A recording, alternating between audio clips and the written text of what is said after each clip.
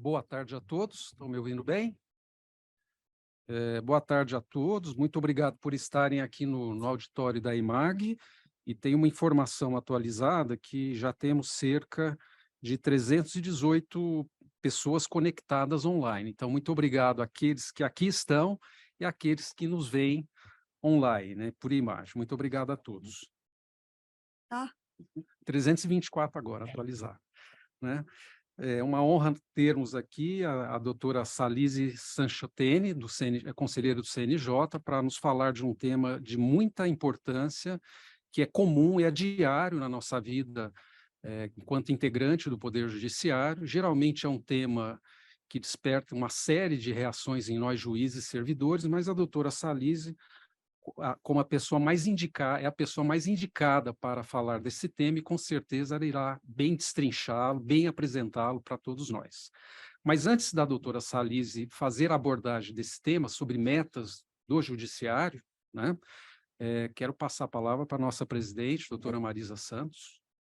Por favor, doutora. Boa tarde a todos e todas.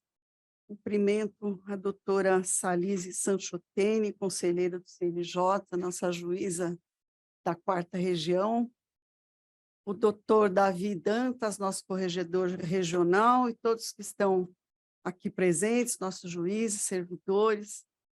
E não vou demorar muito para fazer uma abertura, mas eu gostaria de dizer o quanto de importante, né, de importância existe nesse momento aqui, em razão do tema, né, metas do Poder Judiciário e as novidades para 2023. E o título, né, ficou Vamos conversar sobre as metas do Judiciário e as novidades para 2023? É exatamente isso. Nós somos muito cobrados, né, doutora Salise? E muitas vezes nós não entendemos nem por quê, né? Todos nós estamos trabalhando muito em todos os lugares, tal, por que nós temos a meta A ou a meta B, né? A meta 1, meta 2, e por que ela é tão importante, por que ela é tão valorizada e por que nos cobram tanto. Então, este é um grande momento que a gente vai aproveitar do começo ao fim para entender tudo isso, e ninguém melhor do que a doutora Salise para nos esclarecer. Então, seja bem-vinda ao nosso tribunal. Doutor Davi, passo-lhe a palavra, nosso desembargador, corregedor regional. Boa tarde a todos e a todas, e particularmente a doutora Salise Sanchotene. Tive o prazer aqui de revê-la, nossa conselheira do CNJ, da nossa 4ª região, uma região extremamente produtiva e que tem contribuído muito para o judiciário. Sem dúvida nenhuma que eu creio que esse juiz do futuro, eu estou na banca do concurso há uns 5 anos, e uma das questões que a gente se coloca, né, como reflexão, é qual é esse perfil do juiz do século XXI, né? Que juiz nós queremos, né? E a gente percebe, conselheira e juiz e todos presentes, que há um certo hiato, né, entre aquilo que se exige no juiz no dia a dia e aquilo que o concurso exige, né? Quer dizer, o concurso é um concurso para ser um juiz numa Suprema Corte, onde você escolhe alguns casos e vai julgar, fica sozinho fazendo uma prova e assim solitário. E só que ele na verdade a atividade é de um gestor de processos decisórios, nem de decisão, porque é um processo decisório exatamente que se impõe isso a ele em face de um cenário em que há massividade de demandas e uma redefinição mesmo do que é a própria justiça, né? Ou seja, se uma atividade judicial, por mais genial que seja uma decisão singular, e um caso só, milhares ali, centenas ali aguardando decisão, não é uma unidade judiciária que pratica a justiça, porque ela tem que gerir uma pluralidade, dar essa resposta. E aí que se insere, né, o trabalho desse gestor, né, que se fosse poucos casos de alguém sozinho, não teria que gerir o tempo pessoal, mas não é assim. E aí essa atividade que o CNJ e o próprio CJF, toda a administração de justiça tem feito no sentido de se buscar via metas, tem sido muito frutuosa, e uma das os cuidados da nossa regional aqui da 3ª região exatamente em buscar, principalmente a meta 2, né? Particularmente a meta 2, e todas, mas particularmente essa, né? E eu posso garantir que na terceira região, pelos próprios números que se vê, eu feliz de observar, né, pelo trabalho que tem feito, aquilo que e a própria biografia da Core, né, que tem sido alcançado. Absolutamente pontual os casos em que não é atingida a meta 2, e muitas vezes nem por culpa do próprio juiz, às vezes o próprio advogado, ou uma situação que acaba se prolongando um pouco mais. Então, com essa iniciais palavras, eu fico muito contente e gostaria muito, e como todos nós, de ouvi-la. Então, obrigado. Seja bem-vindo. Doutora Salise, por favor, estamos ansiosos. Boa tarde, seja bem-vindo. Muito obrigada, boa tarde a todos e todas. Eu cumprimento a toda a mesa, na pessoa da desembargadora Marisa Santos, presidente do TRF da Terceira Região. É a segunda vez em menos de um mês que eu venho ao TRF aqui para falar sobre algum assunto, né? Da outra vez foi sobre assédio, né? E aqui estamos para falar sobre metas, que é um tema de minha predileção, Paulo. E eu fiquei muito feliz quando me convidaram para falar, porque eu estava lá na origem de tudo, lá quando o CNJ pela primeira vez resolveu falar sobre metas, né? Eu era juiz auxiliar da Corregedoria Nacional de Justiça e participei de todo esse processo. Então, o que eu pretendo trazer para vocês hoje aqui é um pouquinho também do que eu vivi, do porquê nós chegamos até lá, né? Por que nós tivemos necessidade de criar esse sistema de metas que nós trazemos até hoje. Cumprimento o doutor Davi também e o Paulo, que me fez esse gentil convite junto com a presidente para estar aqui hoje. Eu vou tentar demonstrar para vocês um pouquinho dessa origem, o que aconteceu ao longo dos anos e o que nós esperamos para 2023. Mas antes de ingressar na temática proposta, eu não posso deixar como supervisora do grupo de trabalho que atua para implementar a política da participação feminina no judiciário, eu não posso deixar de falar aqui, porque temos uma presidente mulher aqui sentada à mesa, dirigindo esse tribunal com pulso firme, com muita dedicação, como eu pude ver hoje, nós visitamos laboratórios de inovação, que ela vai fundir do primeiro grau com o tribunal, então fiquei encantada, já conhecia o trabalho do laboratório, mas fazer a visita em loco foi realmente, assim, emocionante para mim, porque também estou trabalhando com essa pauta da inovação lá. Então, eu não posso deixar de destacar aqui o que significa uma mulher concretizando tudo aquilo que nós estamos lutando lá na comissão para levar a todos os tribunais, né? E eu sei que, recentemente, esse tribunal compôs uma lista com 3 desembargadoras, então eu venho de público parabenizar, onde eu estou indo, eu estou falando sobre essa iniciativa do TRF, né, que deve ser perseguida por todos os demais do país, e realmente nós temos uma defasagem muito grande ainda, muito que caminhar para conseguir essa equidade que nós tanto almejamos. E também é um mês de muita comemoração, porque semana passada nós aprovamos, agora por resolução, o julgamento com perspectiva de gênero, né? Então, assim, nós estamos muito felizes com esse passo a mais que demos nesse caminho, nesse trilhar sobre a equidade.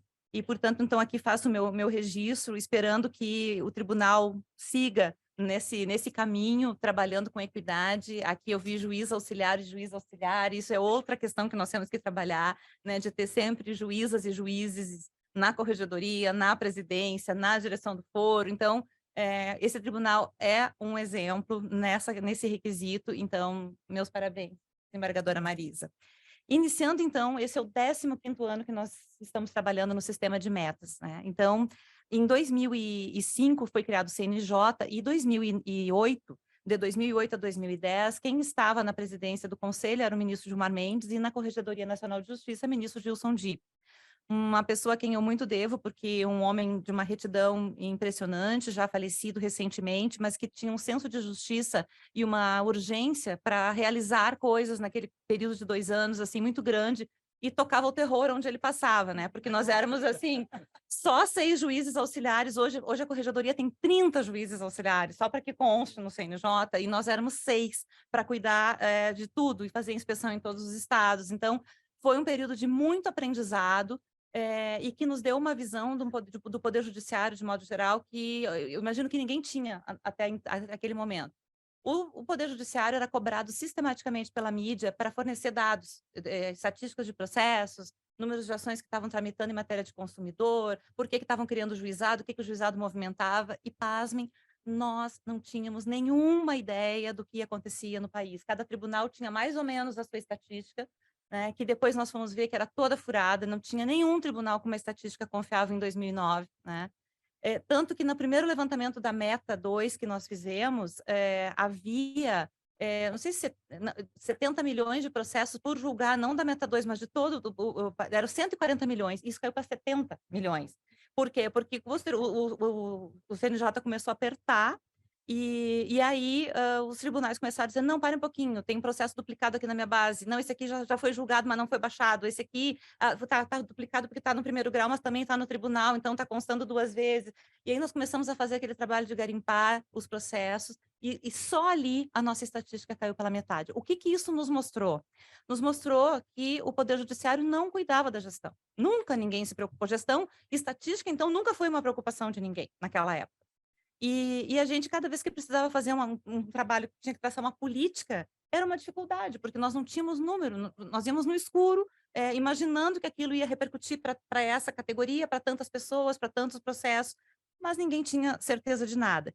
Então, nessa gestão do ministro Gilmar e do ministro Dipp, houve o primeiro encontro do Judiciário, que foi em 25 de agosto de 2008, primeiro encontro nacional, em que se reuniu em Brasília todos os presidentes, corregedores e vice-presidentes de tribunais, os 90 tribunais do país, e mais os conselhos, Conselho da Justiça Federal, Conselho da Justiça do Trabalho. E ali, eles resolveram fazer a Carta de Brasília, né? A Carta do Poder Judiciário em Brasília. Essa Carta do Poder Judiciário era um protocolo de intenções de todos os tribunais de trabalhar por mais eficiência, por uma criação de um processo eletrônico, né? Estamos falando de 2009, então pensem bem, 15 anos atrás. Por trabalhar por mais gestão de pessoas, mais transparência na nossa atividade, porque a mídia nos acusava disso, vocês não têm transparência no que vocês fazem, vocês não sabem dizer o que vocês fazem. Então, como que é possível o cidadão, né, ter ideia de quando que o processo dele vai ser julgado? Se tinha ações tramitando há muitos anos na justiça. Então, houve um compromisso conjunto de todos os presidentes de tribunais e corregedores presentes naquele encontro, com essa carta do Poder Judiciário. E ali também, eles instituíram a ideia de fazer reuniões preparatórias a encontros que deveriam acontecer todos os anos a partir de então, e aconteceram. Né? O ano passado, em novembro, nós tivemos o nosso último encontro, e cercado de reuniões preparatórias, que anteriormente eram presenciais, né, porque nós não tínhamos meios, inclusive, de fazer reuniões virtuais, isso tudo é uma conquista recente. Então, se fazia reuniões setoriais, São Paulo sediava uma reunião aqui, que pegava todo o pessoal do Sul, mais o Centro-Oeste, uma parte, e vinha a Justiça do Trabalho, federal, estadual, e eram aquelas mesas enormes para pensar que metas que nós queremos para o próximo ano, né? E isso começou, de uma certa forma, a movimentar os tribunais por melhorias de gestão. É evidente que a corregedoria começou a funcionar e começou a entrar nos locais, e as correições trouxeram, já no ano de 2008, que foi ali, o ministro começou em outubro, de outubro a dezembro, nós fomos, acho que 5, 6 tribunais, assim, foi uma coisa... Foi tudo muito intenso naquele momento. E os relatórios começaram a ser feitos, esses relatórios são públicos, eles estão na página do CNJ para quem quiser acessar e verificar o que eu vou dizer agora. Demonstraram alguns achados que nos deixaram mais estarrecidos do que nunca, mostrando uma realidade preocupante no Poder Judiciário do país, que nós não tínhamos nenhum nivelamento de nada, nem de número de pessoas por vara, nem de processos, nem de estatísticas, de nada. A gente não tinha padrão de coisa alguma. Então, tudo que eu vou mencionar agora constou daqueles relatórios. Nos tribunais brasileiros daquela época, nós encontramos, em 2009, milhares de petições pendentes juntadas desde a década de 70, isso nos lugares que a gente visitou. Ausência de impulso oficial por meses ou anos em ações, inclusive de alimentos e investigações criminais. Ausência de registro de conclusão e recebimento pelos cartórios, impedindo, portanto, uma fiscalização das corregedorias. Ausência de cumprimento de despachos por anos. O juiz despachava, simplesmente a secretaria não cumpria os despachos. Anos aquilo assim. Ausência de controle quanto ao cumprimento de mandados e quanto à devolução dos mandados cumpridos. Os oficiais de justiça ficavam com os mandados, se aposentavam, os mandados nunca mais voltavam para o processo. Era algo, assim, chocante quando a gente chegava numa vara e encontrava essa situação. Nepotismo cruzado, quantidade. Unidades judiciárias de primeiro grau sem materiais para trabalho. Eu visitei uma vara no Amazonas que os juízes compravam material de limpeza e material de escritório para trabalhar. E o único servidor do cartório era cedido da prefeitura, porque naquela época o Tribunal de Justiça do Amazonas tinha 90% dos servidores no tribunal, de todo o estado, estavam no tribunal. A pessoa passava no concurso, ia para o interior e um mês seguinte já estava na capital. E o juiz, coitado, ele chamava a pessoa na porta para audiência, ele fazia às vezes de oficial de justiça, muitas vezes ele mandava ele entregava as intimações, porque ele não tinha quem trabalhasse com ele. E isso eu não estou falando só do Amazonas, isso era no Maranhão, isso era na Bahia, isso era, enfim, vários lugares que nós visitamos naquela época, inclusive também num tribunal regional federal. Nesse Tribunal Regional Federal, por exemplo, nós encontramos a ação por julgado antigo TFR, do extinto TFR, a apelação estava para julgar no tribunal, várias apelações. E eu estou falando de 2009, o tribunal foi extinto com a Constituição em 88, então vocês imaginem, né, o estado de coisas, assim, cada volta de uma inspeção era uma catarse coletiva na corregedoria, o ministro Gilmar queria fazer coisas, queria ir para...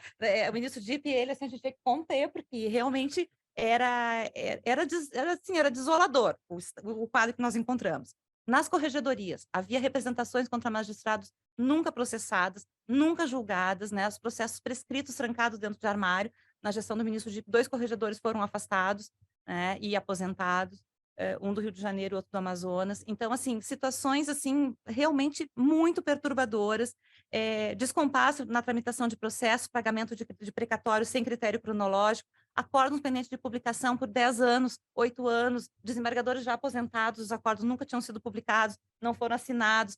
Bom, situação assim de toda a ordem que vocês puderem imaginar, que a gente não sabia nem por onde começar a agir naquele momento. Isso tudo foi o material que serviu de base para essa métrica, digamos assim, que nós estabelecemos com as metas. As metas vieram numa tentativa, elas eram chamadas de metas de nivelamento, exatamente porque elas queriam padronizar no mínimo que um acordo tinha que ser publicado em 10 dias, que a gente deveria julgar processos antigos, né? Porque eu entrei em várias varas que o juiz dizia assim, não, os meus processos são esses aqui. E eu digo, e aqueles que estão lá? Não, aqueles eram do juiz que já jurisdicionou aqui, já foi embora. E eu digo, sim. E quem vai julgar aqueles processos? Isso está nos relatórios da corregedoria. Aquele juiz sentia que aqueles processos não lhe pertenciam, não eram dele, porque não foi ele que instruiu, ele não estava lá e ele tinha que se ocupar do que ele estava fazendo, do que ele estava instruindo. Então, nós tínhamos que ter um padrão mínimo.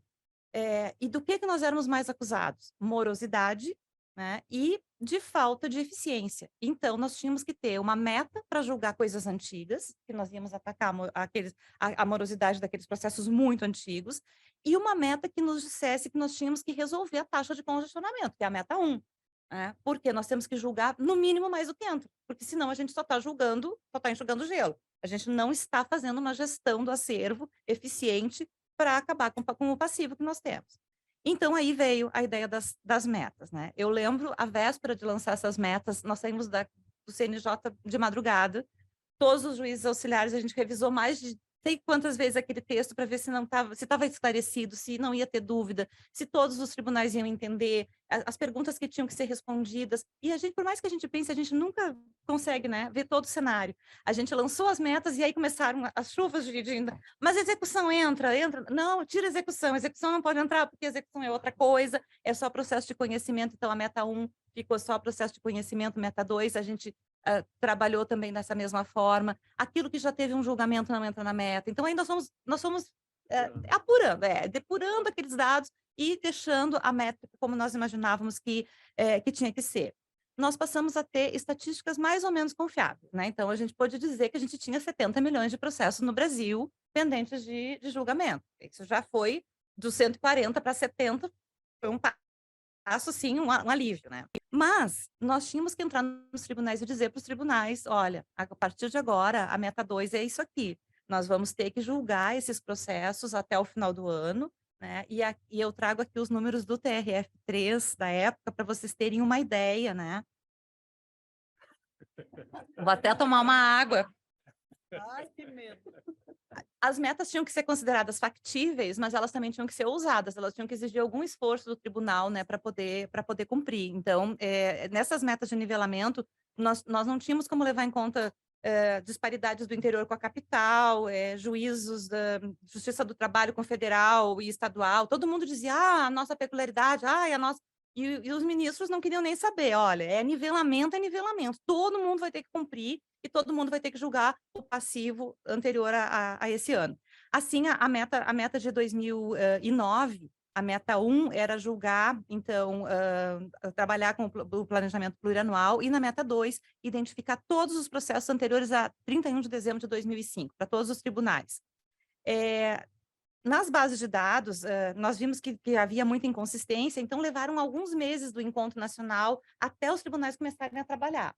Quando nós chegamos no outro encontro, era agosto, então agosto a gente tinha que fazer um levantamento. Então o TRF3, em janeiro de 2009, depois que retificou todas as suas estatísticas, revisou os critérios da meta, tinha 224.736 processos físicos, né, vamos lembrar, identificados como distribuídos até dezembro de 2005. Ou seja, distribuídos há mais de 4 anos, e tinham que ser julgados até o final do ano. Então, em julho de 2009, quando nós fizemos esse levantamento, o TRF3 tinha conseguido julgar 41.800 processos, ou seja, ele cumpriu naquele ano 18% da meta nacional. Era processo físico, o que ficou era tudo difícil. E eu tô fazendo um recorte do TRF3, mas isso era o Brasil inteiro, gente, era assim. Era um desespero, e a gente tinha que entrar nos tribunais para dizer que as pessoas podiam julgar, podiam fazer aquele trabalho, podiam... Foi uma tarefa inglória. Eu acho que eu sou, assim, odiada até hoje em alguns tribunais, assim, porque todo mundo me lembra como aquela pessoa da meta 2, né? Então, era eu e o Rubens Curado, que era o juiz auxiliar da presidência, nós fomos escalados para entrar nos tribunais, a gente levava um PowerPoint e apresentava, olha, o tribunal tem tantos juízes, tem tantos desembargadores, no primeiro grau são tantos processos, no segundo grau são tantos, se dividir. Aí, claro que não era divisão por cabeça, porque tinha matéria criminal, tinha cível, mas aí os tribunais tiveram que ser criativos, eles tiveram que fazer mutirões, eles tiveram que verificar por que aqueles processos não estavam sendo julgados. E nós também começamos a receber esse feedback. E isso que a desembargadora Marisa falou ao início é importante, porque nós começamos a perceber que alguns processos criminais, por exemplo, estavam parando na perícia da Justiça Estadual. Aqui do TJ de São Paulo, por exemplo, foi esse o caso. A perícia estava implodindo, não fazia os laudos, e os processos prescreviam para processos de tráfico, processos grandes. E aí, quando nós detectamos isso, nós levamos para o ministro Gilmar, né? Pegou o telefone, ligou para o secretário de Segurança de São Paulo, olha aqui, vou dar uma entrevista amanhã, e se vocês não fizerem alguma coisa para cumprir isso aqui, eu vou dizer que a culpa do judiciário estar desse jeito em São Paulo é de vocês, porque a justiça criminal não funciona. Não, ministro, não faça isso, não sei o que lá, isso vai ficar muito ruim para o governador e tal. Né? E assim as coisas começaram a funcionar. Aí a perícia, então, veio para a conversa, aí eles fizeram um cronograma de laudos que eles iam entregar. Né? Isso aconteceu na Polícia Federal do Amazonas, isso aconteceu no Rio de Janeiro, isso aconteceu em vários lugares. No Rio de Janeiro não julgavam, não acabavam as ações tributárias. Mas por que não acabavam?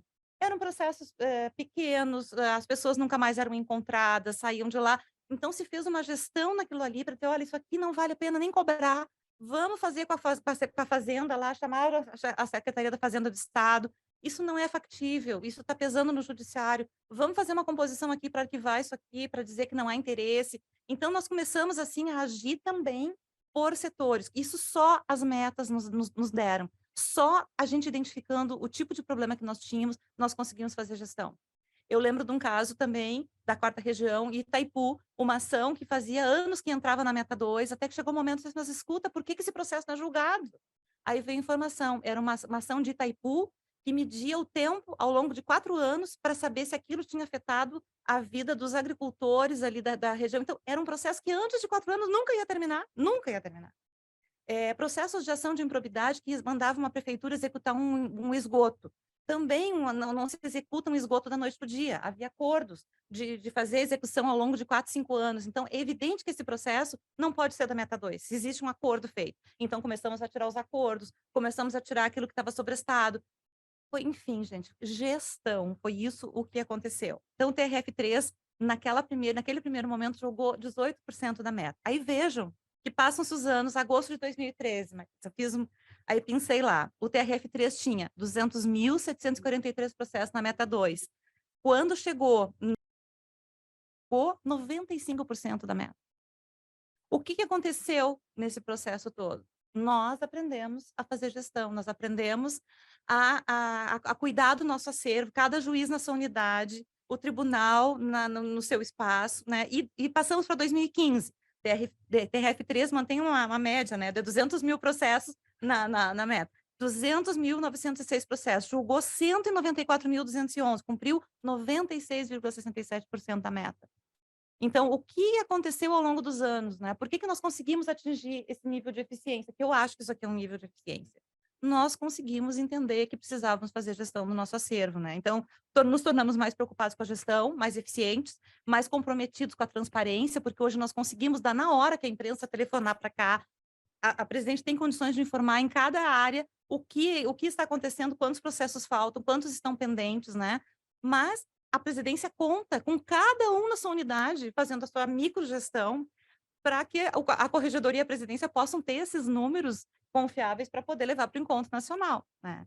Então, a gestão ela acontece em diversas instâncias. Ela parte de um nível macro, que são a instância da presidência, corregedoria e vice-presidência.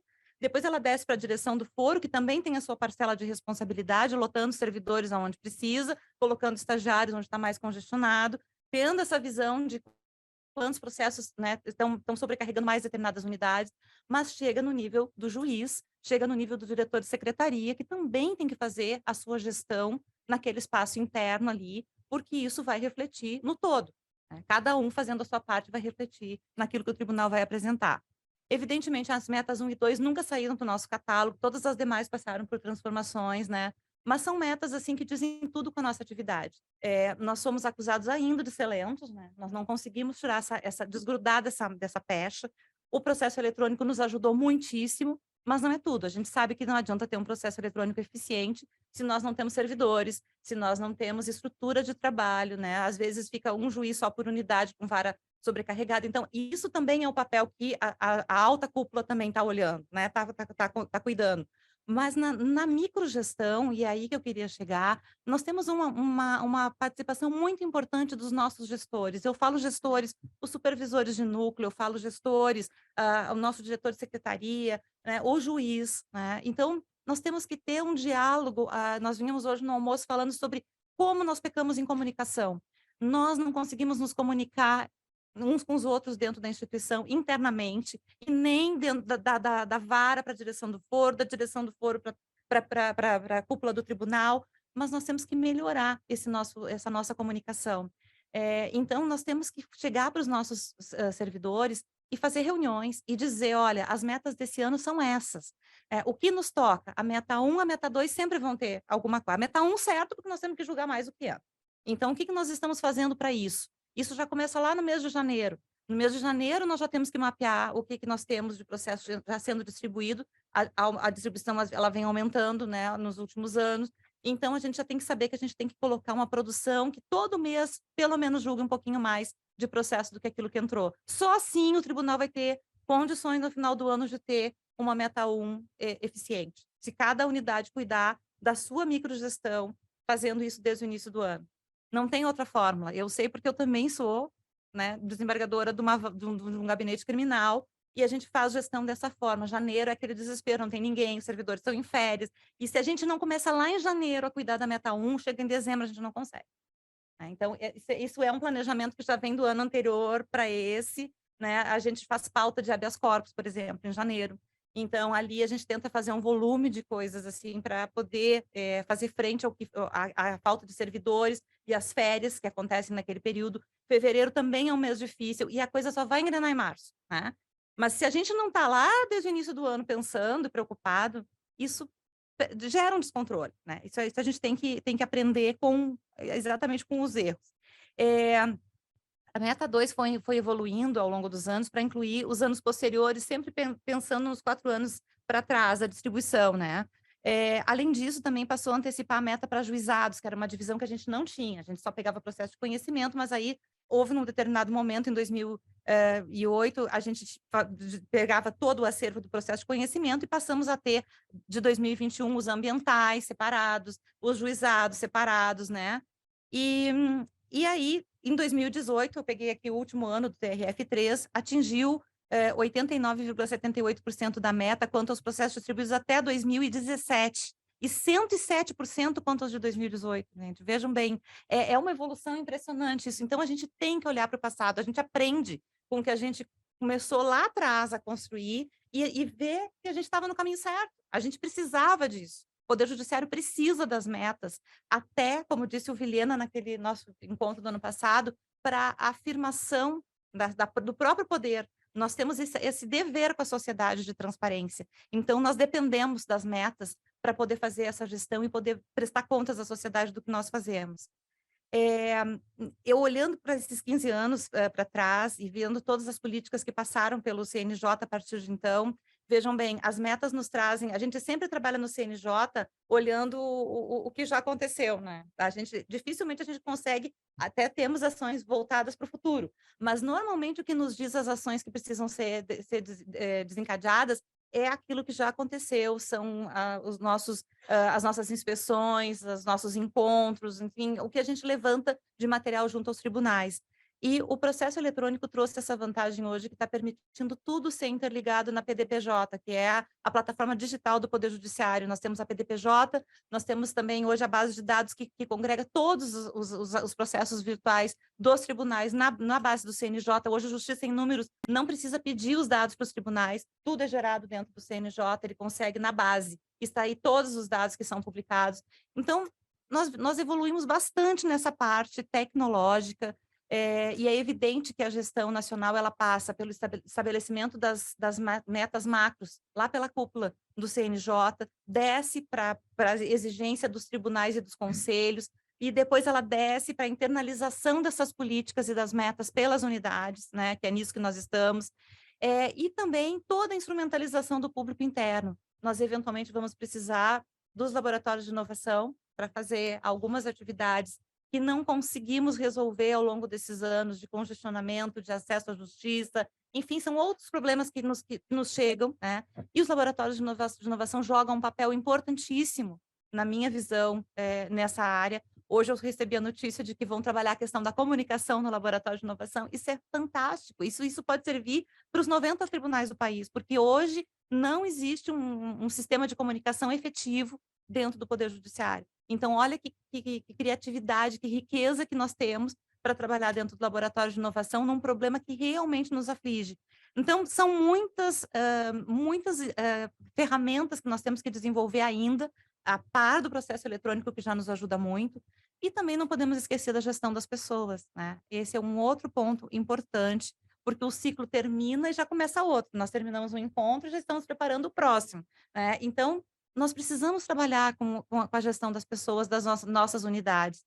E por isso eu quero dizer o quê? Que nós temos que ter as tarefas muito claras para o nosso público direto, né? O juiz tem que chegar quando saem as metas e reunir a sua unidade e dizer, bom, as metas para esse ano são essas aqui. Para mim, eu tenho aqui as preferências legais que nós não podemos deixar de atender, que são os idosos nas varas criminais, os réus presos. Então, tem muitas preferências legais que vão passar na frente das metas. Eu tenho que julgar processo antigo, mas eu não vou deixar um réu preso sem julgamento. Então, o juiz tem que dizer, verbalizar para a sua equipe quais são, na escala de importância, as metas daquela unidade. Então, são as metas do CNJ, tem as metas internas da Justiça Federal e tem as metas do gabinete, né? Então, o que aquela vara vai seguir? Quando os servidores veem que não vão conseguir cumprir a meta, eles têm que ter a tranquilidade de poder pedir para o juiz reformular, porque meta é algo que a gente tem que querer, ela tem que ser tangível, tem que ser um pouco difícil, mas ela tem que ser execuível. Se a unidade não vai ter condições, o juiz não pode saber disso em dezembro. Então a gente tem que ter reuniões de metas trimestrais, na minha visão, porque a gente tem que reavaliar sistematicamente aquilo que foi traçado. Né? Lá no início do ano eu pensava uma coisa, mas passou 3 meses, olha, isso aqui não vai dar, porque aqui nós temos tais e tais pessoas que cuidam dessa matéria e elas não vão conseguir, então eu estou precisando colocar mais gente nessa equipe para fazer frente a esses processos. Então, sistematicamente nós temos que estar revendo as metas.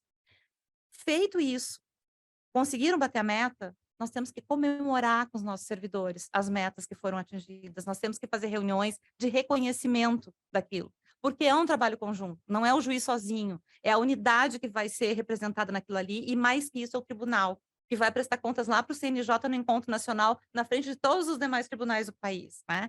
Então, é um engajamento, é um envolvimento que começa pelas bases.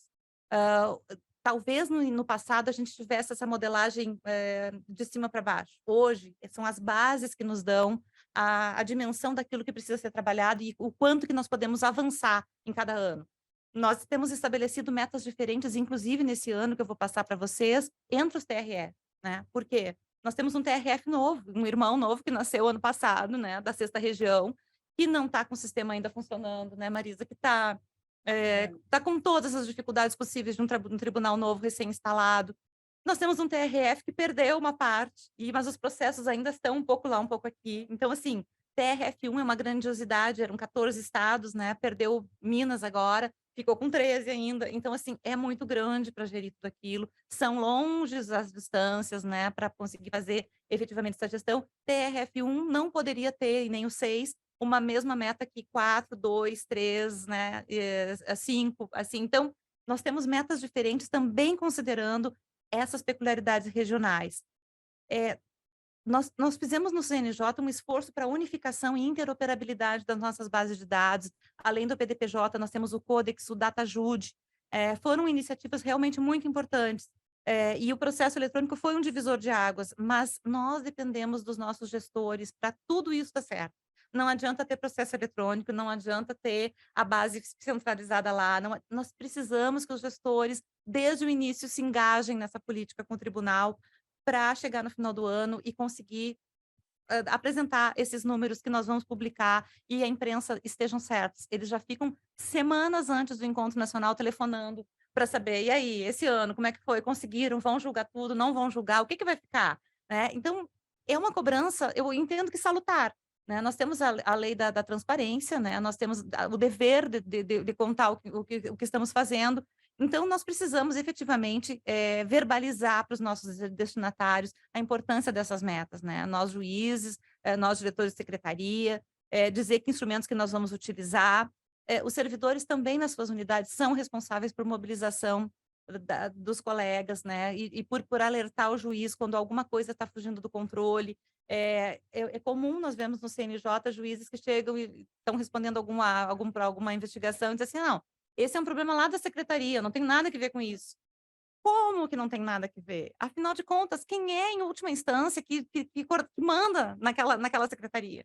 Não é o diretor, é o juiz que vai responder por aquela unidade. Quando a corregedoria for lá, é o juiz que tem que dizer o que está acontecendo, o que cada pessoa faz, qual é a atividade de cada um. Não, em última instância, é o juiz.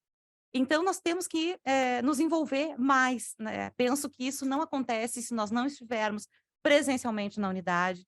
A pandemia nos trouxe muitas aquisições, coisas que vieram para ficar efetivamente, mas não nos deu tudo. Nós perdemos esse distanciamento, essa possibilidade de fazer reuniões, de troca de conhecimentos entre os servidores e os magistrados. Então, o juiz que não está presente na sua unidade não consegue ver e ter a dimensão de determinadas coisas que estão acontecendo à sua revelia, né? De como que as pessoas se relacionam, e também nós estamos agora falando muito sobre assédio moral, né? E por que tem acontecido situações de assédio moral e muita gente fazendo esse link com as metas do Poder Judiciário?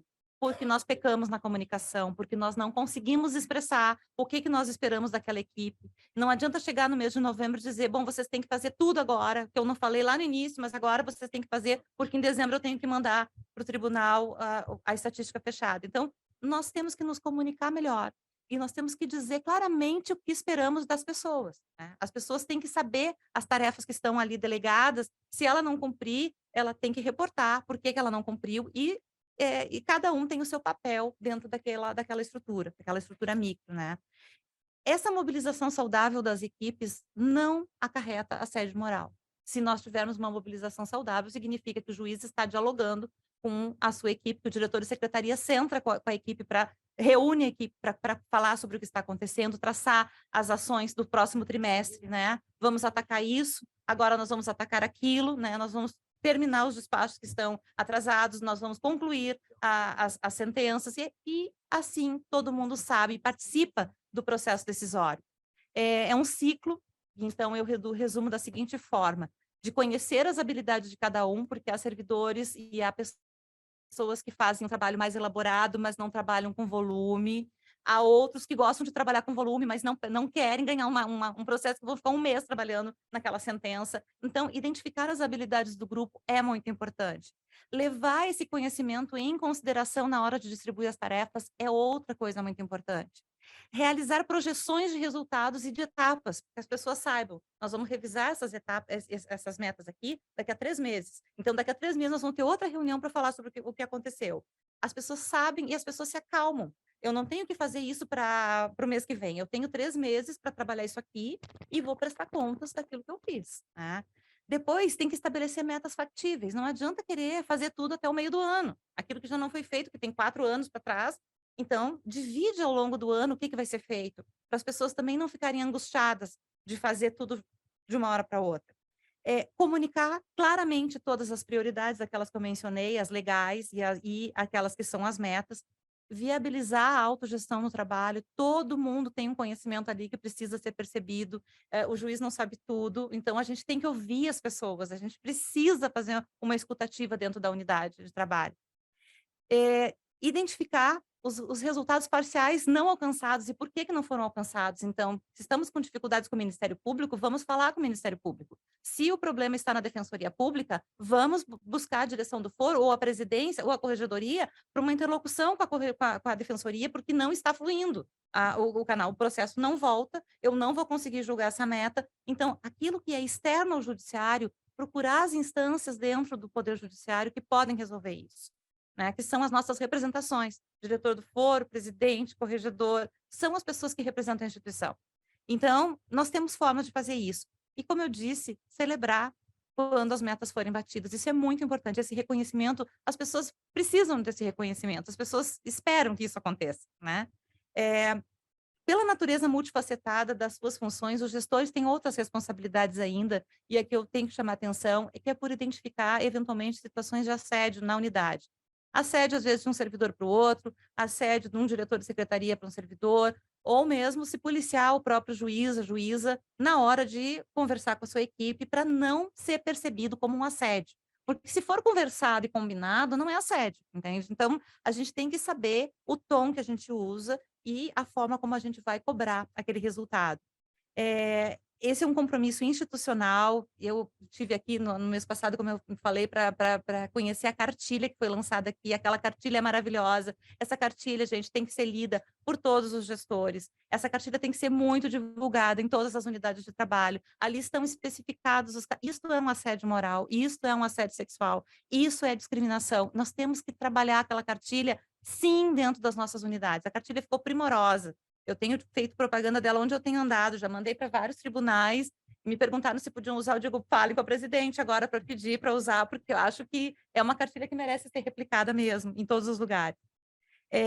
São todas essas expectativas quanto aos gestores que eu entendo que estão intrinsecamente relacionadas com as lideranças, né, que nós devemos exercer. Nós somos líderes nas nossas unidades de trabalho, nós somos líderes nos nossos espaços, e nós temos que ser percebidos dessa forma, não precisamos dizer que somos, nós temos que ser percebidos dessa forma. Né? E eu percebo esse iter de prática de gestão no cumprimento das metas, sem prejuízo de outras que vocês venham estabelecer. Isso, para mim, é um ciclo virtuoso que acontece todo ano, né, quando nós recebemos as metas novas do ano para trabalhar. Antes de nós identificarmos o que há de novo nesse ano aqui, eu quero dizer para vocês que nós tivemos uma estratégia nacional do Poder Judiciário definida de 2021 a 2026. E nessa estratégia, nós estamos lá vinculando todos os macros desafios a objetivos de desenvolvimento sustentável da Agenda 2030. E tudo deságua na inovação, né? Tudo deságua lá no laboratório. Então, todas as nossas ações, para esse planejamento, elas têm que ser voltadas para os direitos humanos, né? Para melhorar o nosso acesso à justiça, melhorar a forma como a pessoa que entra na justiça é recebida, para ela entender o processo, para ela entender o que ela está fazendo aqui. E assim ingressamos no que há de novo em 2023. As metas para esse ano, nós tivemos aqui um aperfeiçoamento na redação da meta 1, para especificar que a base de incidência da meta são os processos de conhecimento. Na meta 2, nós mantivemos os percentuais, de forma que primeiro e segundo grau precisam julgar 100% dos processos distribuídos há mais de 5 anos, considerados o mês de dezembro de 2023, e tem que julgar 85% dos processos distribuídos há mais de 4 anos.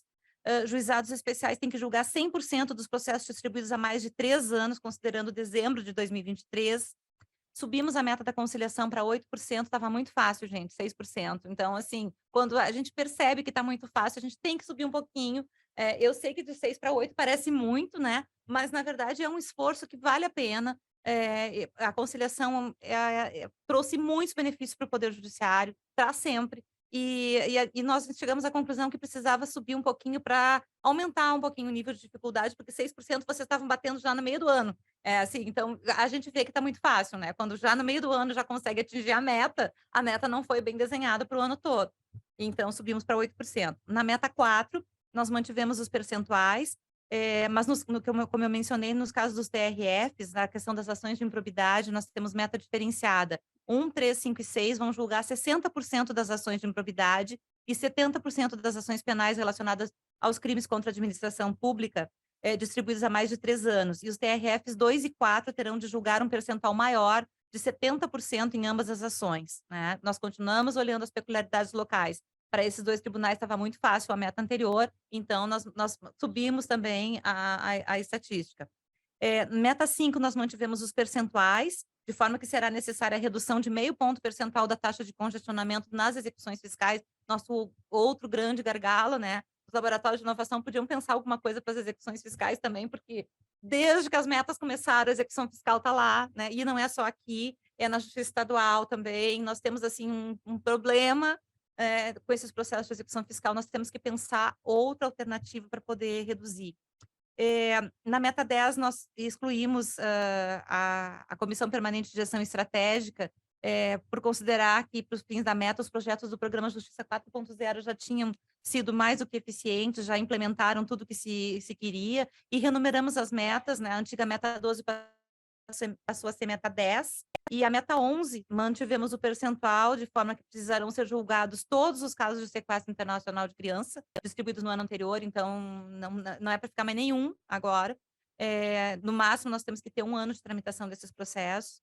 Na meta 12, atual meta 10, houve ampliação do percentual para julgamento dos processos da matéria ambiental também, porque achamos que também estava já sendo atingida de forma muito fácil por alguns tribunais, mas tivemos a discussão sobre o TRF1 também, aí, porque realmente eles têm mais processos ambientais com toda a Amazônia Legal, e então, o mesmo que aconteceu na meta 2, na meta 4, e na meta 9, né, chegamos na meta da inovação, que é a meta que eu estou tratando. Nós tivemos bastante discussões, né, na véspera da proposta da estratégia nacional, ela chegou a ser excluída pela área técnica do CNJ, voltou pelas mãos da presidente, porque disse que enquanto ela estivesse lá, essa meta não sairia, né, do cartaz ali, porque a meta 9 é a nossa alternativa para enfrentar muitas das questões que tradicionalmente a gente não consegue, e a Agenda 2030 só vai terminar em 2030. Então, nós temos que seguir com ela, renovando a meta, né, até lá. E a meta 9, então, ela foi reescrita, ela hoje envolve a alta administração do tribunal, ela tem que ser feita junto com a alta administração, para um problema que já esteja mapeado, né, dentro do tribunal. E porque nós vimos, assim, que em vários tribunais o laboratório de inovação estava trabalhando dissociado da alta administração. E isso não é desejável, né? O laboratório de inovação, ele é uma ferramenta importante de gestão que precisa estar trabalhando em parceria com a alta administração. Então, a meta 9 foi reescrita por causa disso. O laboratório de inovação é um disseminador de práticas importantes, né? Nós acreditamos nisso. Nós precisamos de mais laboratoristas, precisamos de mais formação, envolver as escolas da magistratura na formação de laboratoristas, envolver mais as escolas da magistratura em outros projetos, como aqui, no caso da cartilha, acho que foi a escola que ajudou também, né, a desenvolver a cartilha do assédio, acho que foi isso. E também contou também com a parceria do laboratório, e também contou, eu acho que o laboratório fez os fluxos da comissão. Então, vejam, 3 órgãos da instituição engajados no mesmo projeto. É tudo o que nós acreditamos que tem que acontecer para o futuro. No que se refere às metas específicas da Justiça Federal, as metas criminais permanecem com os mesmos percentuais, atualizando-se o ano de referência, ou seja, para a meta criminal A, é preciso julgar e baixar mais processos criminais do que foi distribuído em 2023, e para a meta criminal B, é necessário julgar 70% das ações penais vinculadas aos crimes relacionados ao tráfico de pessoas, exploração sexual e trabalho escravo com mais de 3 anos de distribuição, né? E temos uma meta específica de sustentabilidade, muito importante. Esse é mais um trabalho que eu assumi agora lá, da sustentabilidade nos contratos públicos, né? Vamos ter que trabalhar sobre isso também. Então, a comissão está sendo composta agora, chamarei logo em breve uma reunião sobre isso. Nós temos que trabalhar considerando o cumprimento de 100% das metas dos 6 temas do Plano de Logística Sustentável, o PLS, do Poder Judiciário, considerando o artigo 24 da Resolução 400 de 2021.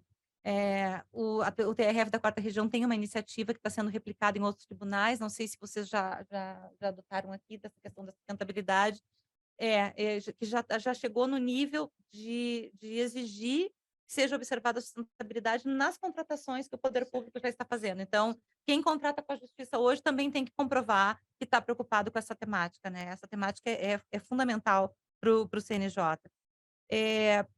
Esses resultados estão sendo tabulados agora e nós estamos com bastante expectativas, assim, com relação aos contratos que a Seção Judiciária do Rio Grande do Sul está firmando. O tribunal aderiu agora ao que a Seção Judiciária também fez lá. Considerando que o alinhamento do Poder Judiciário por meio das metas é um alicerce forte na construção da credibilidade do Poder Judiciário, eu já vou encerrando aqui a minha manifestação, concluindo no sentido de que, tendo presenciado ao longo desses 15 anos esse processo todo que significou para o Poder Judiciário, lá desde o início, né, os tribunais resistiram o que puderam à imposição de metas, disseram que o CNJ estava avançando na autonomia de cada tribunal, que o CNJ não estava contemplando as regionalidades, as questões locais, mas nós somos um poder judiciário, já dito isso pelo Supremo Tribunal Federal, uma unicidade, né? E nós temos que ser tratados dessa forma em todos os aspectos. Então, linhas gerais nós temos que ter de atuação, nós temos que falar a mesma língua, nós temos que nos preocupar com as mesmas questões e temos que colocar as mesmas metas de trabalho a cada exercício. Eu sou francamente partidária das metas, eu acho que sem isso, aquele estado de coisas que eu mencionei lá no início nunca seria resolvido sozinho. Nunca seria. Aqueles processos sem movimentação, sem juntar, mandado sem cumprir, despacho sem cumprir, aquilo nunca iria se resolver se não houvesse um impulso externo e se não houvesse uma tentativa de padronização, né? Enquanto o tribunal não foi lá olhar para aquela unidade, ver o que estava acontecendo por uma imposição do CNJ, nunca nós teríamos julgado aqueles processos que já tramitavam há 20 anos, 30 anos na justiça, sem solução nenhuma, né? E sem ninguém se preocupar com eles. Eu registro aqui meu agradecimento à desembargadora Marisa, mais uma vez, por esse convite, para falar de um tema de minha predileção, né, do qual eu adoro, e agradeço a paciência e a atenção de todos, desejando a todos e todas uma ótima semana. Muito obrigada. Muito bem. Podemos abrir para algum questionamento? Porque nós temos aqui, chegamos aqui quase 390 participantes, né? E enquanto todos pensam em fazer questões, eu vou, se a senhora me permite, vou colocar uma, que inclusive é uma sugestão antiga no âmbito da 3ª Região e que neste ano foi levada a cabo principalmente pela coordenadoria do GEF. A gente tem a doutora Daldice aqui, Santana, que é uma das idealizadoras, bem como o Gabicon, que é a ideia já muito discutida, né, de qualificar um pouco mais as metas, né? A senhora já deve ter ouvido isso, né? E parece, a gente está esperando ainda o glossário relativo à meta da conciliação, e nós temos uma expectativa grande de que realmente as sugestões da 3ª Região, que aparentemente foram encampadas lá na nossa reunião prévia, de se qualificar essas metas de conciliação, qualificar como? Dar mais peso à reclamação pré-processual, naquelas conciliações feitas em ações de natureza constitucional, né, ações coletivas, né, para se dar maior peso para essas metas. Então, nós estamos numa expectativa grande com relação a isso, e foi algo que a 3ª Região tem brigado bastante para que a gente realmente, além do aspecto quantitativo, que me parece ser muito importante, até pelo que a senhora descreveu aqui, eu acho que foi muito importante a senhora ter feito esse histórico para a gente entender como funcionam as metas, mas às vezes a gente só pega a outra ponta, a exigência, né? A gente não sabe o que aconteceu antes, né? Mas tem essa questão de se qualificar as metas. Qual a expectativa que a gente pode ter com relação a isso? Não só com relação à conciliação, mas É uma eventualmente ótima com qualquer pergunta. outra meta. É uma ótima pergunta. Por que a meta da inovação esse ano quase saiu? Porque ela é uma meta qualitativa, ela não é uma meta que se mede só de números. E nós temos um órgão no CNJ chamado DPJ, Departamento de Pesquisa Judiciária, que faz a tabulação das metas, Paulo. E aí a gente fala, o departamento, são 3 pessoas que fazem a tabulação de todas as metas do Poder Judiciário, que preparam tudo isso para o Encontro Nacional, são 3 servidores, e uma juíza auxiliar. E então, eles têm bastante resistência com tudo que foge daquele esquema Padrão. de puxa número, coloca, faz a tabulação. Então, também isso, eu estou expondo aqui algo que é interno do CNJ, mas para vocês entenderem o que está. Não é porque a ideia é ruim, a ideia é maravilhosa, eu acho que a gente tem que trabalhar nela. Mas lá dentro nós tivemos resistência para essa meta e para a meta que tratava da infância e da adolescência, que também é outra meta qualitativa.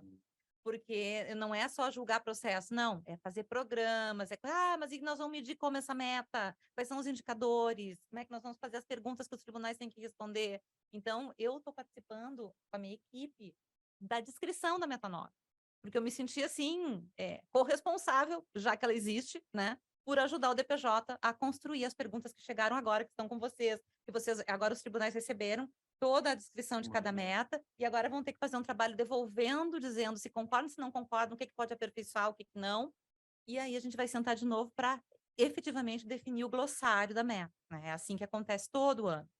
Mas eu acho que é uma meta que a gente tem que começar desde agora para inserir no Poder Judiciário, agora, talvez não esse ano, Seria um próximo mas passo, por né? Uma evolução. próximo passo na evolução da meta no Encontro Nacional desse ano, eu acho que já tem que começar com essa proposta bem antes. No meio do ano já tem que chegar com um arrazoado, como é que vocês imaginam, o que vocês imaginam que seria o glossário, que peso dá para cada coisa, sabe? A Daldice já teve lá, ela sabe bem como é que é, né, Daldice? A gente fala, ô CNJ, o CNJ, vamos...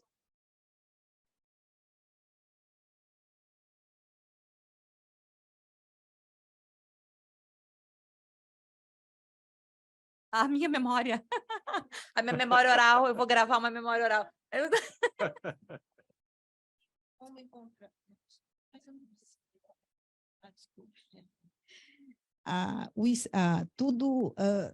Tudo que é registrado é fonte de aperfeiçoamento. Uhum. Então, tudo que foi relatado aqui, ele linka com o hoje. O hoje é fácil. Hoje é fácil. Talvez essa palestra sirva como uma memória, mas essa viva que ainda a gente tem, que é a sua, a dos outros magistrados, que eu não presenciei, né? Eu só tenho a memória, assim, que, perdão aos demais membros, ou demais presidentes do CNJ, mas a melhor gestão foi do ministro Gilmar Mendes. Isso nos corredores do CNJ, enfim, aqueles dessa época, justamente pelo mérito da coragem, de enfrentar algo tão grande e que me pareceu até invencível, né? E hoje a gente está no estágio de amadurecimento dessas metas. Sim. E tudo que foi colocado aqui, por exemplo, a reclamação pré-processual foi uma luta para eu incluir como algo que deveria ser computado. Não é, então DPJ. Então, os SEJUs como unidade judiciária. Eu tenho as atas de reunião. No final, porque eles queriam quantificar. Eu falei, mas não dá para quantificar. Eu falei, então fala o seguinte, a gente não diz o quanto, né? A gente criou algo mais genérico. Então, assim, é que a gente está lidando com estatístico. Estatístico quer ver número. Exatamente. Né? E a gente quer qualidade. Quem trabalha com a mediação, com a conciliação, e está na própria definição de mediação, que ela necessariamente pode não importar em acordo. O fator principal é restabelecimento de relações. É isso. pessoais, interpessoais, enfim. É exatamente isso. No poder público, a nossa relação é com o órgão público, é uma articulação que pode importar em milhares de acordos. Isso. Mas isso não é computado, isso não é qualificado. E esse aí é o mais importante. Então, o incentivo do DPJ é ainda acordo. Então, ele só vê a conciliação e não tem como medir a mediação, né? Então, é isso. Eu sei que tem mais outras pessoas para perguntar e eu não quero ocupar, mas é importante ter esse registro e constituir, de fato, a memória do Poder Judiciário no CNJ. Obrigada. Obrigada, Daldice. É exatamente isso que a Daldice pontuou, né? Todo o CNJ não tem 200 servidores, só para vocês terem uma ideia. São não sei se são 170, 160, acho que nem chega a 150, tenho impressão. Todo o CNJ. Então, na área de nós temos cada gabinete, a Daldice sabe, são 3 servidores, né? Eu trouxe uma de fora, que veio comigo da 4ª região, e as secretárias são terceirizadas, né? Os motoristas são terceirizados. Então, nosso quadro de pessoal é realmente muito pequeno, Paulo. Por isso que quando chega algo, eu já digo assim, ó, já mandem pronto, com tudo que vocês imaginam, a métrica que tem que ser, as perguntas que tem que ser respondidas, tudo, porque isso facilita muito na hora que nós temos que computar e como, da onde serão extraídos esses dados. Isso é importante. Porque também a primeira coisa que elas me perguntam, nós vamos tirar esses dados de onde? Assim, bom, vamos pensar primeiro se nós queremos esses dados, queremos. Então, nós vamos achar agora a forma de extrair os dados. Mas não é má vontade, realmente é falta de estrutura interna nossa, mas que eu acho que a gente pode aprimorar, hoje com a base estando lá, né, e se esses dados puderem ser extraídos automaticamente, eu acho que a gente consegue fazer.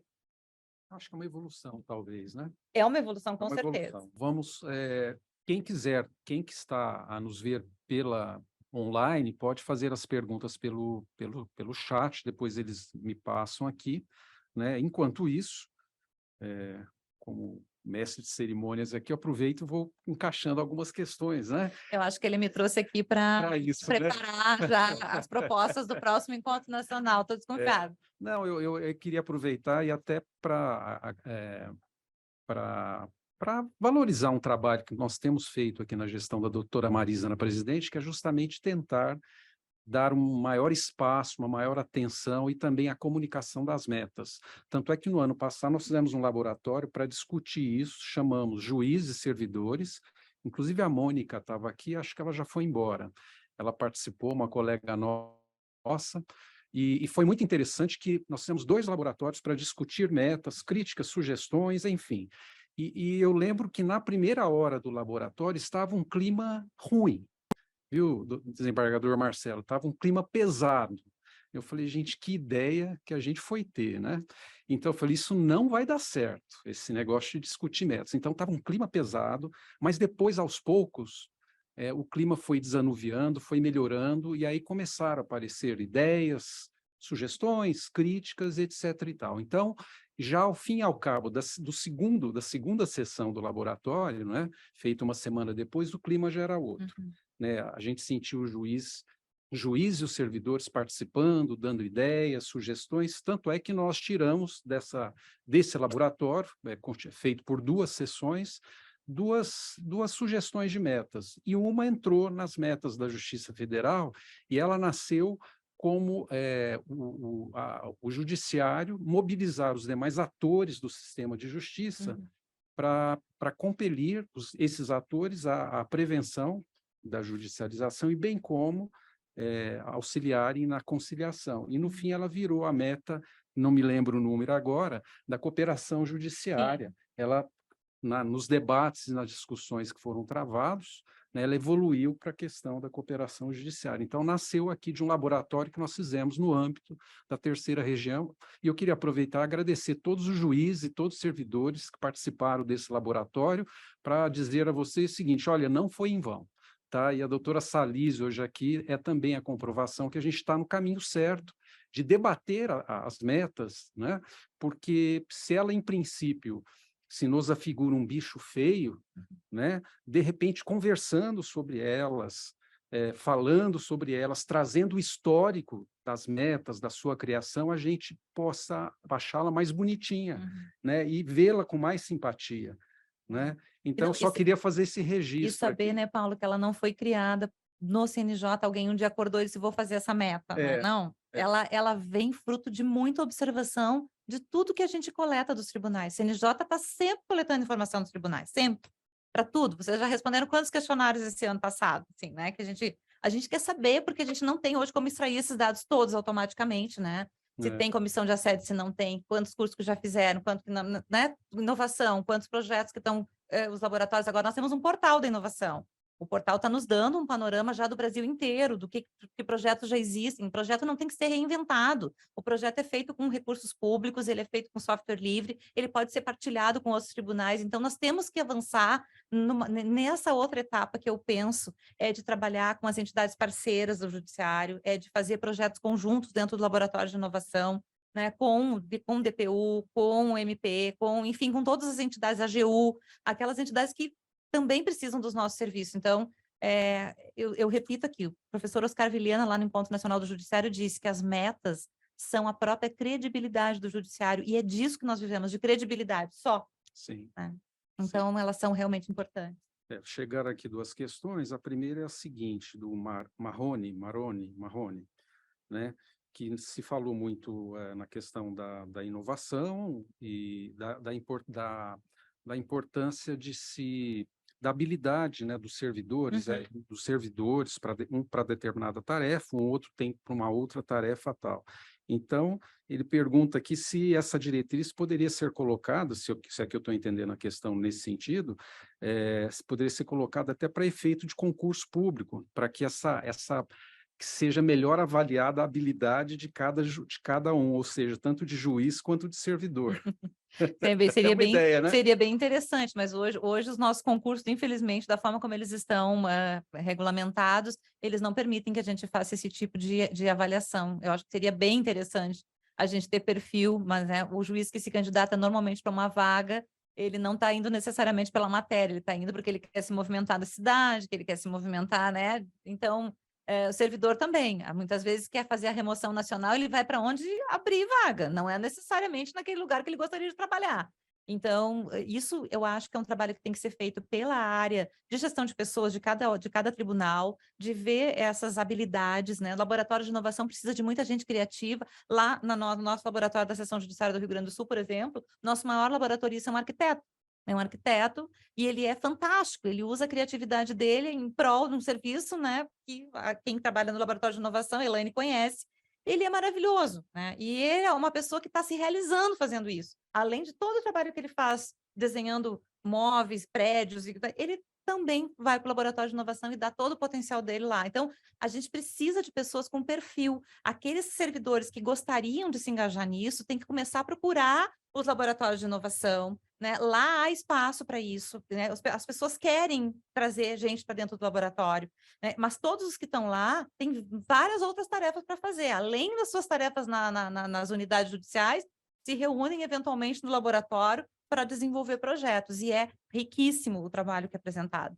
Então, eu acho que essas pessoas têm que começar a fazer cursos de laboratoristas e procurar o pessoal que já trabalha com a inovação dentro da sua instituição para saber como fazer para chegar lá.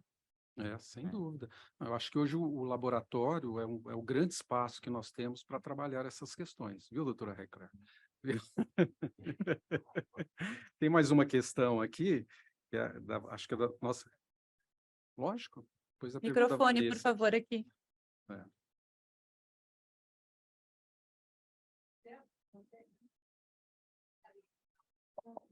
Agora tá, agora foi. Eu vou até aproveitar a audiência e o convite da doutora Salise para reiterar o convite para todas as pessoas que têm interesse, juízes e servidores, que o laboratório está de portas muito abertas e adoraria receber todos e fazer os cursos, levar projetos, porque esse é o maior problema que a gente enfrenta hoje, é trazer mais gente para esse trabalho. E eu até falei que estou aproveitando mesmo, porque o meu objetivo, falei isso para a Elaine no dia 1, quando o doutor Márcio me chamou para coordenar o laboratório, foi: o meu objetivo é trazer mais gente para o laboratório, fazer o laboratório ser mais conhecido internamente e trazer gente nossa para trabalhar, para atuar, para trazer projetos. Então, agradeço a doutora Salise, porque já aproveitou e fez esse comercial. Agradeço também as palavras, que eu brinco, quero ser a doutora Salise quando eu crescer, porque ela entende de tudo, de todos os assuntos criminais, Eu sou muito cíveis, jurássica na justiça, são 30 anos, então assim... Ela é muito boa, então parabéns. E aproveitar e fazer uma pergunta. Todos esses dados que o CNJ trabalha para estabelecer as metas, a maior parte deles é fornecida pelos próprios tribunais, que, por sua vez, ao longo desses anos, tiveram vários sistemas eletrônicos. Então, houve esse problema de unificação de sistemas eletrônicos, coleta de dados, para informar ao CNJ. A própria plataforma do Poder Judiciário, a plataforma digital, ela é formada por todos esses dados. E a gente ainda identifica, embora seja um trabalho incrível que esteja sendo feito pelo CNJ e pelos tribunais, especialmente pelo nosso tribunal, que tem um trabalho incansável nos últimos anos em relação a esse assunto, mas a gente ainda identifica muitos problemas justamente nessa transição de unificação de processos eletrônicos. Então, aqui na terceira região, por exemplo, além da plataforma digital, a gente tem os nossos painéis de dados da terceira região, que traz o acervo de cada unidade, que traz o acervo de cada gabinete, enfim, e nós identificamos que ainda há muita distorção. Distorção porque, por exemplo, não consta uma baixa específica que deveria constar, quer dizer, para nós o processo não existe mais, mas ele ainda consta em algum sistema e, por isso, ele consta da plataforma. Eu imagino que isso deva acontecer no país todo e deva acontecer em relação a vários sistemas.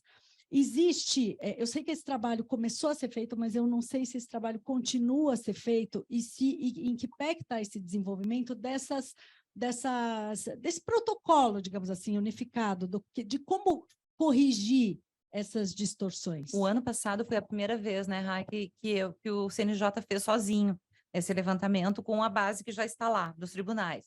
E aí não deu tempo, então, dos tribunais fazerem aquele filtro. Não, olha, aí começaram a ver, não, isso não está batendo, porque bom, quem é que tem que cuidar do dado? Quem gera o dado. Então, os tribunais vão ter que começar agora a ser mais vigilantes com os dados gerados, porque o CNJ simplesmente compila. Ele não vai fazer nenhum olhar crítico. Quem tem que fazer a criticidade do dado é o tribunal. Então, quem gera o dado tem que se importar com aquele dado que está sendo gerado. E o que aconteceu? O tribunal, antes de mandar, ele fazia esse trabalho. E agora ele não está mandando. Agora o CNJ busca, né, e já monta o Justiça em Números e diz lá, olha, a taxa de congestionamento do tribunal é tanta. O tribunal vai olhar, não, só um pouquinho, esse dado não está certo. Bom, o ano passado ainda a gente teve um período ali para fazer ajuste, mas agora não vai ser republicado, agora vai ficar do jeito que for, entendeu? Porque é um trabalhão para esse departamento que nós estamos falando de 4 pessoas, né?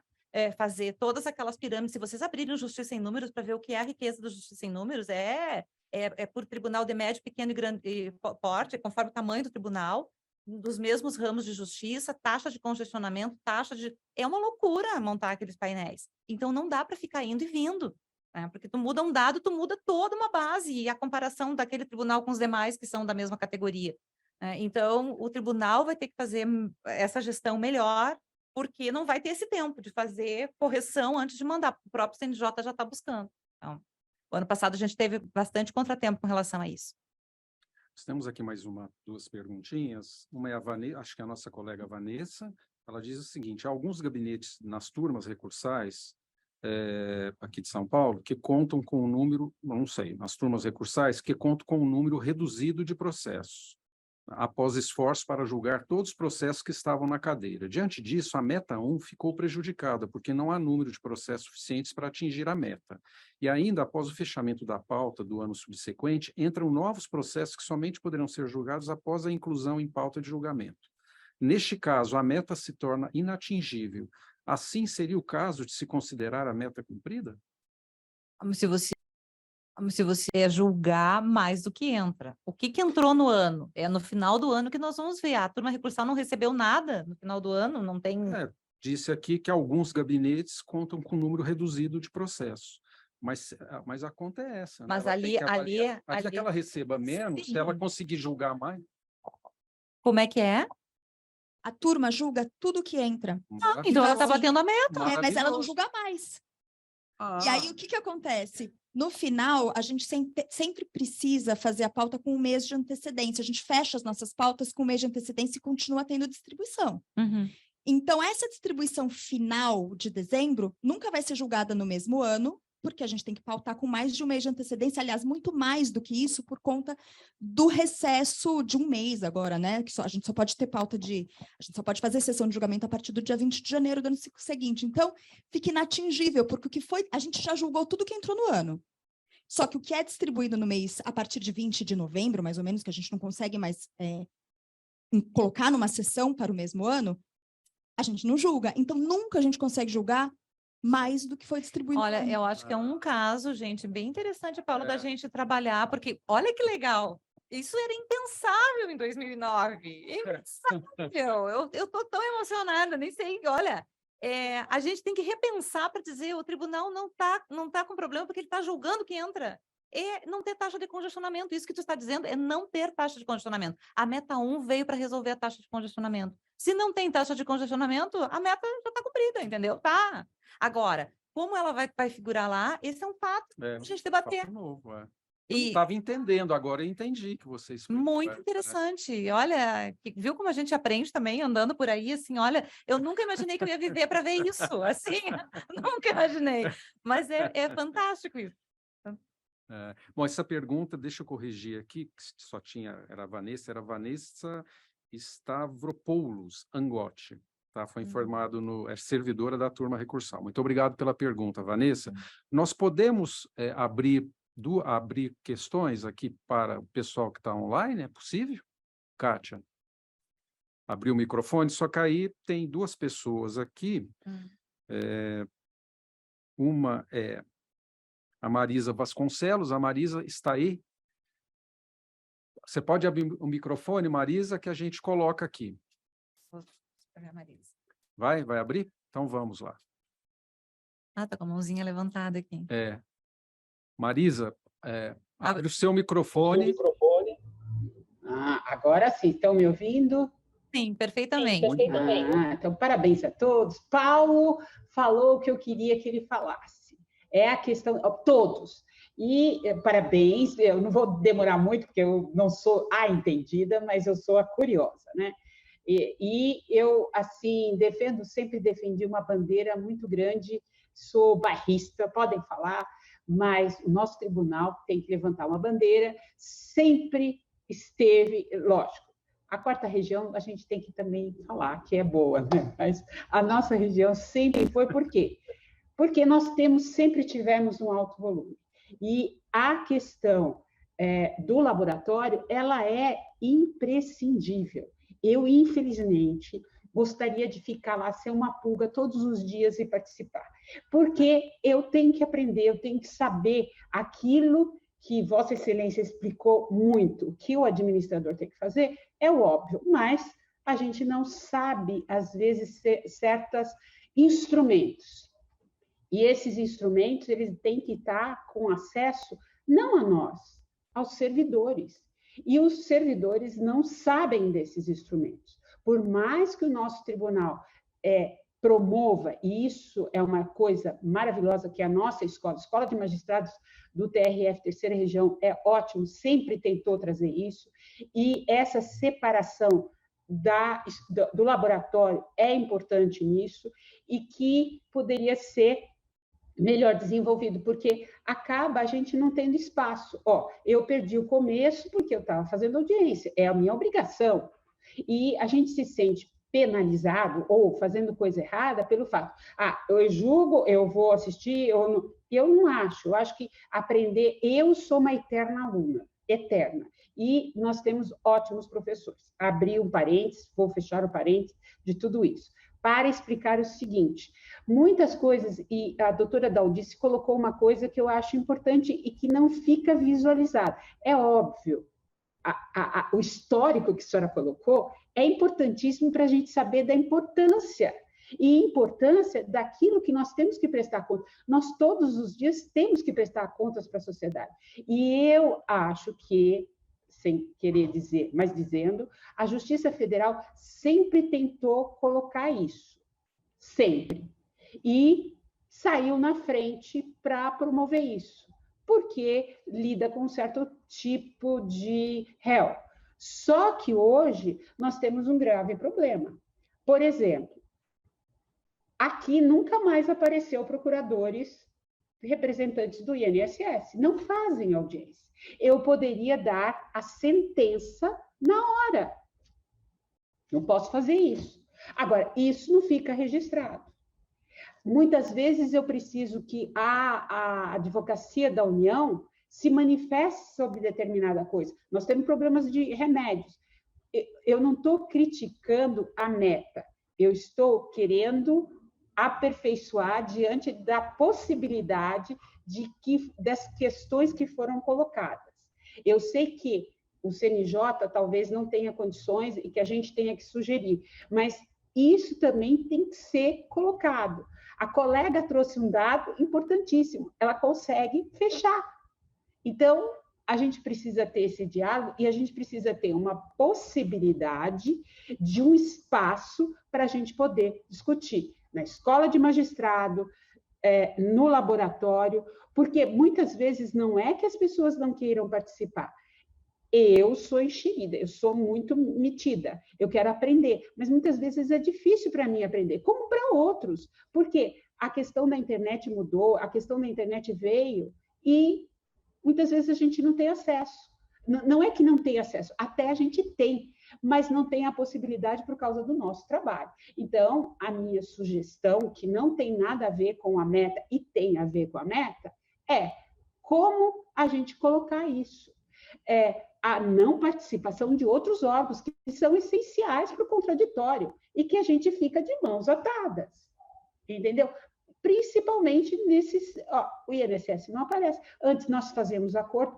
Taubaté, sempre, desde que eu cheguei aqui, eu conseguia fazer acordo. Hoje em dia, como que eu consigo fazer acordo? Sabe? Nem a conciliação, a gente espreme e não consegue. E a gente conseguia antes. Tudo bem, veio a Covid, mas parou a Covid. Nós agora podemos fazer.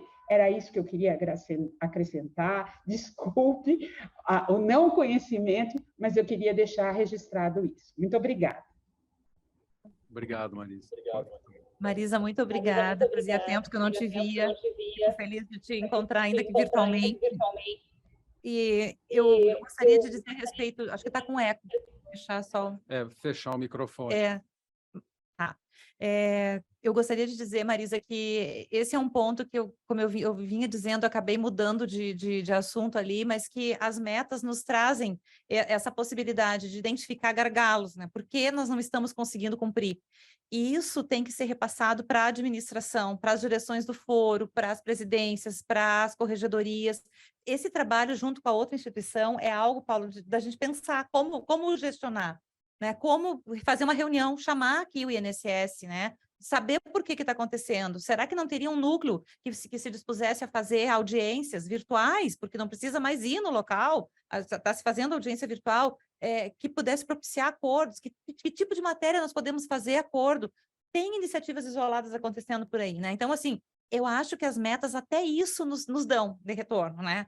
Eu não estou conseguindo julgar mais, porque eu estou encontrando óbice nas instituições parceiras. Bom, o que nós podemos pensar, quem sabe dentro do laboratório de inovação, né?